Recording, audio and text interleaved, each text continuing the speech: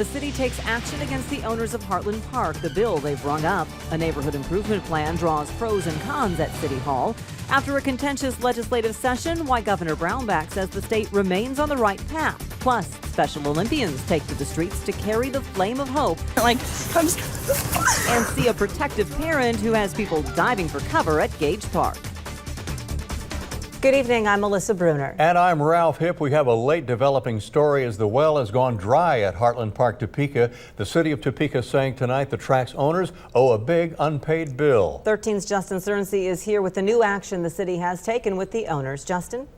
Melissa, city officials say they've given Ray Irwin and Jayhawk Racing multiple notices to pay outstanding water bills owed to the city. When they made no attempt to pay off those debts, the city of Topeka shut off service.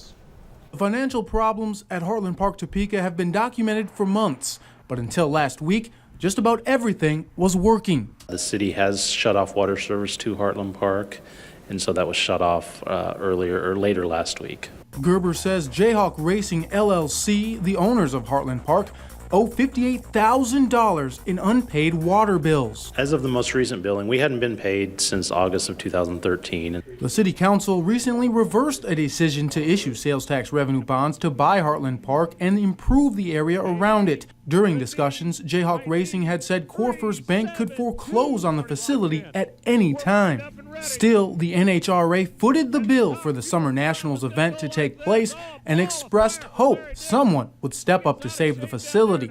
Now, in order for future events to take place with the faucets turned on, the city says someone needs to pay up. Well, as with any property in the city, if you have an outstanding water bill and you need to get it turned back on, you have to work with the city to work through that process and pay your outstanding debt.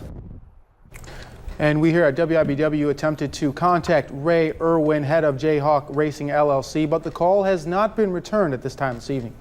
We'll continue to follow the developments, Justin. Thank you. Cleaning up city streets and neighborhoods will be a driving force for the 2016 city budget. City officials say two new proposals called the Neighborhood Initiative Project and the Neighborhood Infrastructure Investment will answer an outcry heard from Topeka residents to put more money back into neighborhoods. Neighborhood Relations Director Sasha Stiles believes to do that, the city will have to increase the 2016 demolition budget from the current $100,000 to $400,000 and add 2 positions.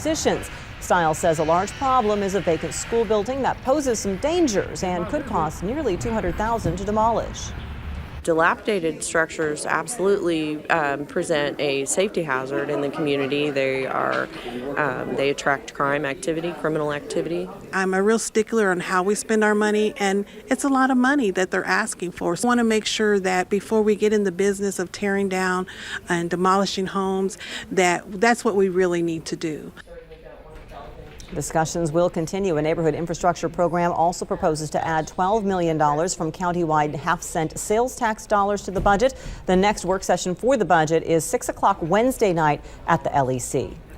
From City Hall now to the Capitol. Despite the sales tax increase approved, Governor Sam Brownback says Kansans are paying less in taxes.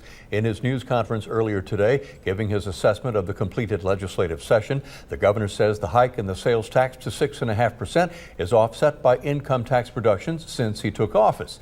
In addition, the new law eliminates income tax for the $388,000 of the lowest income Kansans, and those making less than $30,000 a year would see a 1% income tax cut. However, the bill does not include the reduction in sales tax on food, which was included in the earlier proposals. Senate Democratic leader Anthony Hensley took issue with what the governor said today. Quoting him, Governor Brownback is incapable of telling the truth. Not only is this a tax increase, it is the largest tax increase in state history. Many Democratic leaders voted against the bill because it didn't increase taxes on businesses. But Governor Brownback said small businesses are the solution to the budget crisis. And that policy has been successful in creating jobs. We've seen the success of our economic policy in the number of working Kansans, our low unemployment rate of 4.3%, and the fact that working Kansans have more money in their pocket to save or spend as they see fit. When he was asked about the $50 million of cuts the plans require him to make now, he said they haven't really started much of a serious look at that just days after the end of the session. One of the other big stories tonight, two districts, two completely different results on whether their school boards would have the option to increase property taxes in the LOB. By 106 votes today, Topeka Public School voters said yes to increasing the district's local option budget authority by 1 or 2 or 3%. Superintendent Dr. Julie Ford says she appreciates the community understanding the district challenges. More than 14,000 people, 31% of the voters in the district, cast the vote in the mail-in ballot election. Auburn-Washburn, USD 437. The result was a big no. 55% of the voters against hiking the LOB. In their statement, USD 437 administrators say they're disappointed with the outcome, but committed to still providing the best education possible for their students. They'll be considering fee increases, reductions in programs. The results really won't become official and final till the canvass on Monday. Attorneys for the man accused of killing a Topeka police officer want to keep certain filings in the case out of the public eye. Ross Lane's attorney, Tim Frieden, filed a motion yesterday asking to file certain subpoenas under seal and also to obtain orders from the court without notifying prosecutors so they may investigate the facts of Lane's defense. Lane is charged with capital murder in the September shooting death of Topeka Police Corporal Jason Harwood during a traffic stop. Frieden says the case has had and will continue to receive a lot of media attention, so keeping certain actions sealed will ensure a fair trial. He's also requested Lane be allowed to appear at trial in civilian clothing and without restraints, and he's asked for money to bring a material witness back from Florida. A hearing on the motion is August 3rd. Lane's trial is set for January 11th. A Topeka woman injured in a rollover crash near Lecompton last week Tuesday has passed away. 24-year-old Ebony Boykins died of injuries Saturday night at KU Medical Center. Her aunt has set up a medical fund to help with expenses. Donations may be made at any Invista Credit Union office in Topeka. The family also plans a spaghetti dinner Saturday night at St. Luke's Missionary Baptist Church on Southeast Madison in Topeka, proceeds going toward the memorial fund. The vehicle that Boykins was in rolled and went through a barbed wire fence. Boykins and 25-year-old Marcus Love were ejected from the SUV. He continues to recover at a Topeka hospital. Boykins' 3 children were unhurt and released to family members hours after the wreck. 4 weeks after notifying its residents they need to find a new place to live, a Topeka care facility has closed. The state's Department of Aging and Disability Services says all of the 25-plus residents of the Washburn Community Care Facility found new living arrangements and relocated. Agency spokesperson Angela De La Rocha says they were working with the families to limit the disruption. The facility's operator notified the state in late April that it couldn't meet its payroll. A new operator did not come forward. The residents got their 60-day notices of closure May 18th, and De Rocha says all the employees were paid before the facility closed. People in one Topeka neighborhood woke up this week to a letter they found very unsettling. Chuck Hanna, who lives in the 1900 block of Cheyenne Road, told 13 News that he and his wife saw these flyers all up and down their street Monday morning. The flyer reads, "Warning for white Americans. Neighborhood watch. You can sleep tonight knowing the Klan is awake." Well, Topeka Police Lieutenant Colleen Stewart says the department's aware of the residents' concerns and says free speech is not a crime, but if they find out who did it, they would certainly ask them what their motivation was.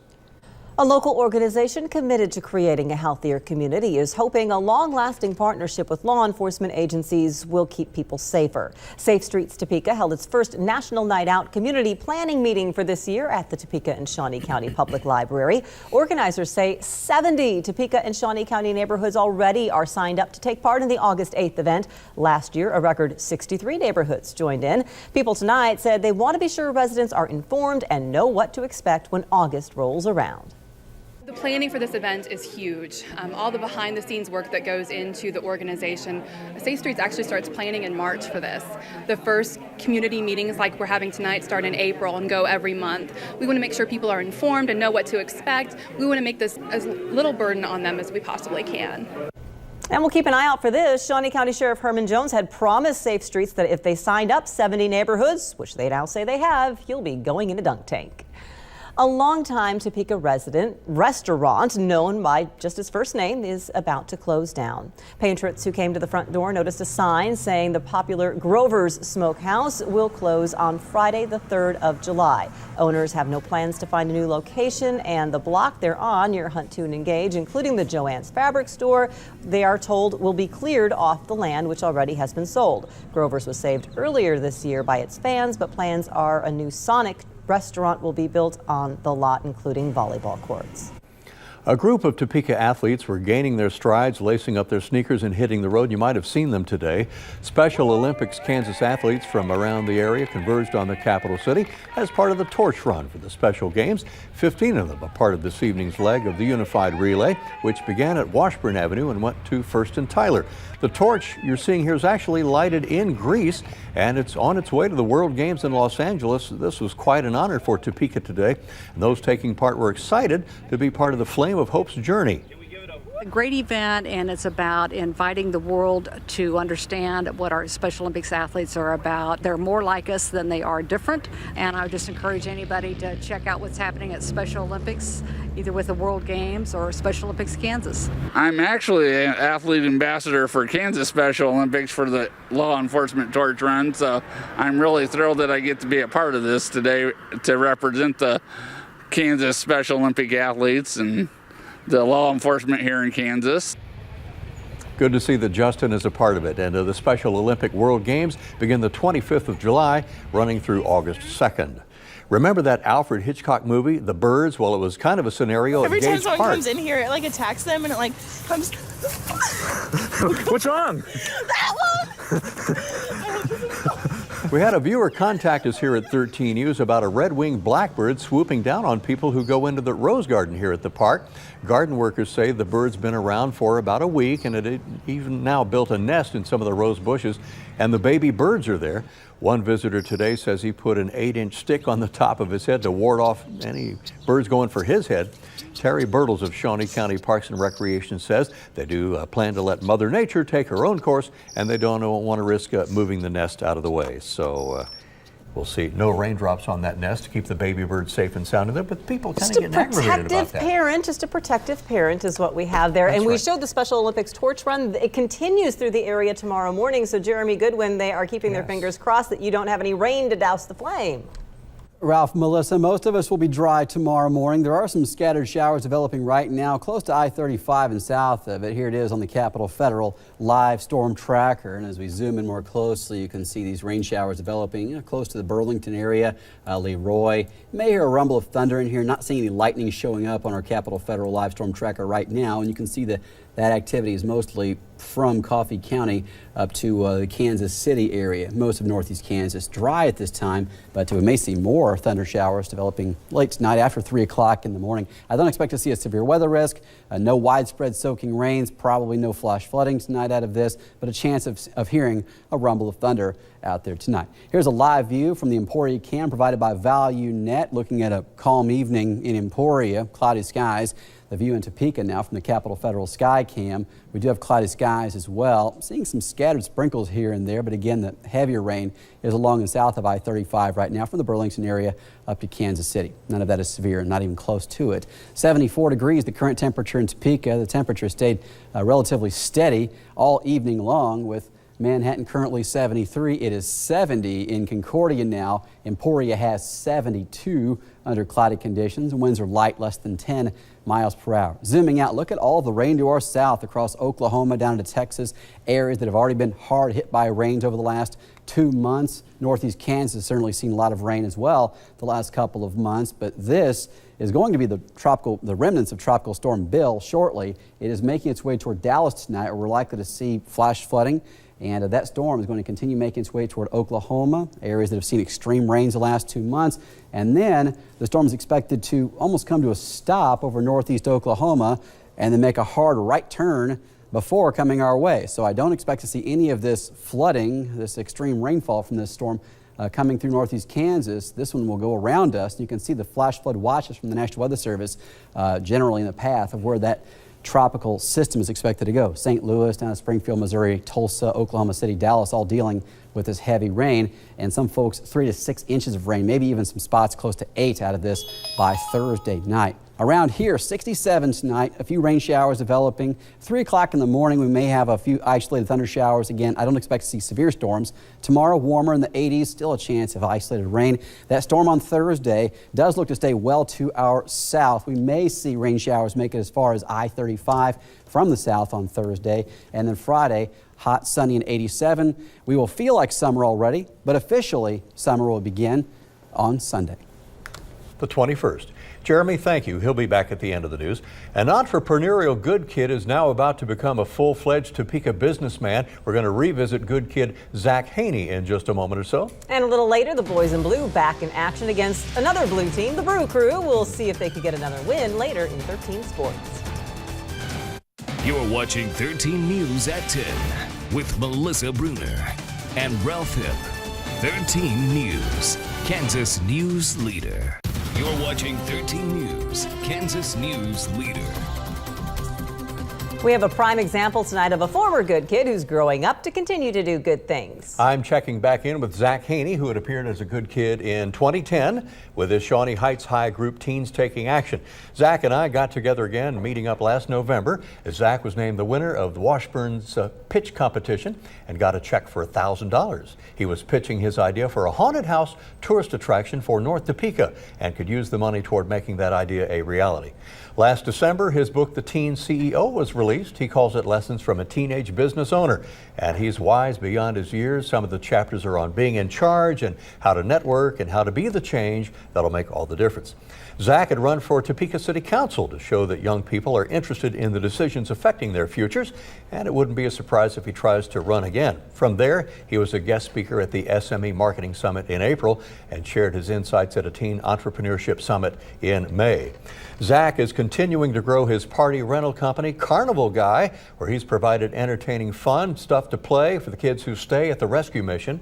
And Zach's going to expand his business with shops in Noto and in Kansas City this summer, while he continues to plan mini carnivals for Noto at every First Friday Art Walk in the capital city. How about all that? Let me know about a good kid putting in some serious and busy hours this summer by posting pictures of them with your nomination story. Perhaps you can connect with me at ralph.hipp@wibw.com on the email. And we have our special Facebook page with almost 900 friends now. It's WIBW Good Kids on Facebook for a possible future story. Busy guy. He is still busy. Coming up, who helped kick the United States past Nigeria in the Women's World Cup? Also, we're talking Royals. Find out if pitcher Chris Young could do something for the first time in 8 years for the club. That's next in 13 Sports. 13 Sports with Chris Lilly. Hello everyone. The Kansas City Royals manager Ned Yost can get within one game of Whitey Herzog for most wins as the manager, and against his old team too, the Milwaukee Brewers. Lorenzo Cain had a good day yesterday with a home run, and it picks up right where he left off in the first inning, cranks it to left field, monster homer for Cain. Loves playing his old team, 2-0 Royals. Chris Young on the mound, keeping the Brewers at bay.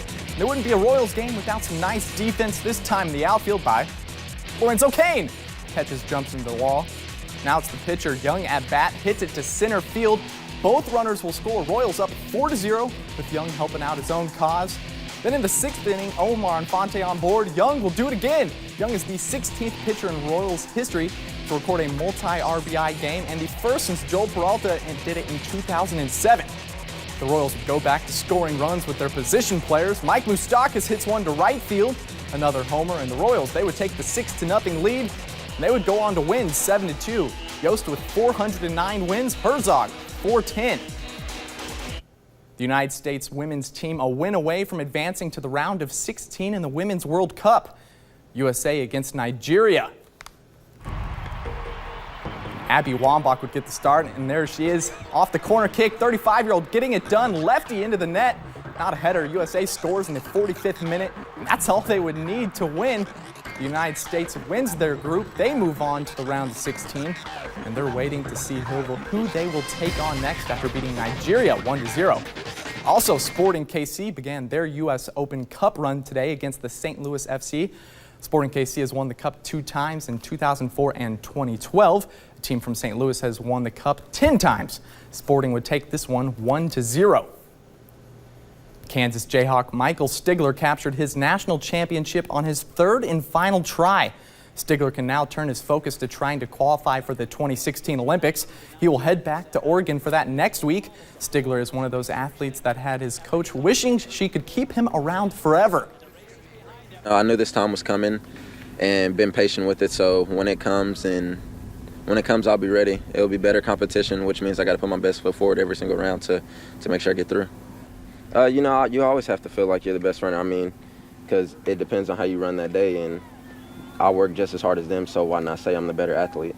So I'm going to go out there and give him my all. I think he's one of those people where, you know, you wish you had him more than 4 years. You know, you wish eligibility never went away. But obviously, that's not how it is. I mean, eventually kids graduate, which is a great thing. And I would definitely say that Michael has all the tools, I think, to be very successful at the next level. He will graduate in December. Also, the NBA Finals coming to a possible close. The Golden State Warriors with the chance to win their first finals since the 74-75 season. And we're in the fourth quarter, and it looks like the Warriors are inching closer to that championship over LeBron and the Cavaliers. The Golden State Warriors are up 75-68 in the fourth quarter. And that's it for sports. Ralph and Melissa, back to you. Thank you, Chris. After the Chicago Blackhawks won the Stanley Cup 4-2 over Tampa Bay last night. Chris, we appreciate it. We'll be checking back with Jeremy. Find out when you'll need that umbrella next.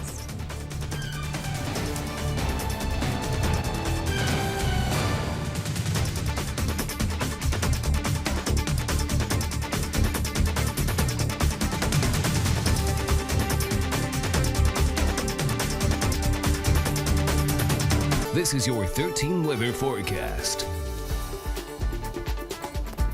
We have rain developing along the south of I-35 right now. Here it is on the radar, Capitol Federal Live Storm Tracker. No severe storms, but don't be surprised if you hear a rumble of thunder later tonight. Our view right now from Manhattan, it is dry, cloudy. Tonight, scattered showers still possible, 67 for the low temperature. An isolated thunder shower possible in the afternoon tomorrow. Most of us will be dry.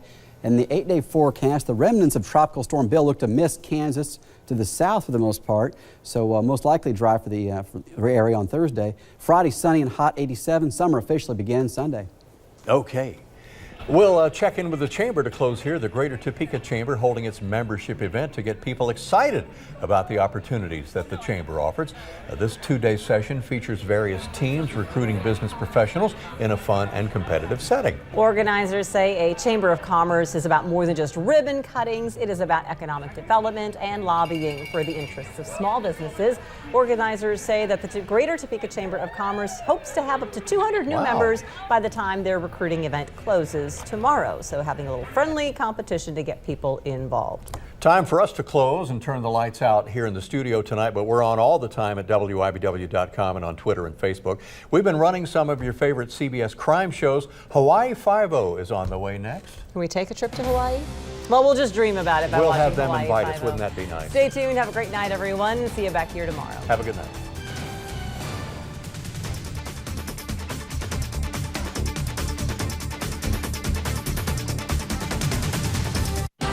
Get the latest news, weather, and sports on WIBW.com or follow WIBW on Twitter and Facebook. WIBW TV, Heartland Regional Emmy Award for Evening Newscast.